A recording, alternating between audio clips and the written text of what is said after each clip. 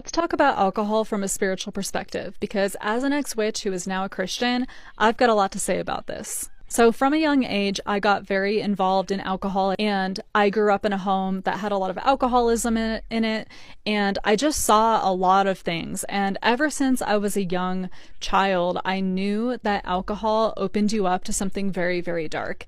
And now I can honestly tell you that alcohol 100% opens you up to demonic possession, especially when you black out.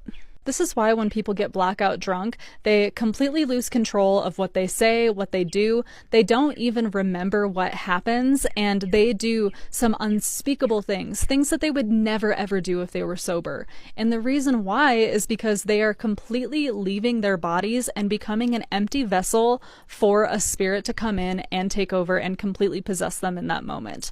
Now, this is why alcohol is called spirits a lot of the time, because you are letting in spirits by consuming alcohol.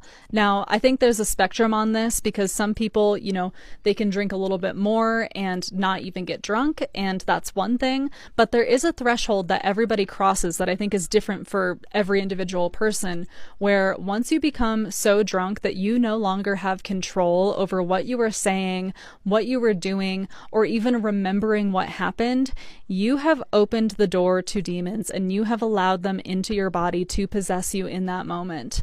Now, there are so many demonic things that I have experienced from drinking. I know for me, I have done horrendous things under the influence of alcohol when I get blackout drunk. This is why I don't drink anymore, because there is just so many horrible things that can happen. I have witnessed horrible things happen in my childhood and in my adult life from people consuming alcohol. I also used to know somebody who practiced black magic and would drink in order to communicate with different quote unquote guides in his life that were definitely demons. They were actually demons that were encountering him and communicating with him during this time.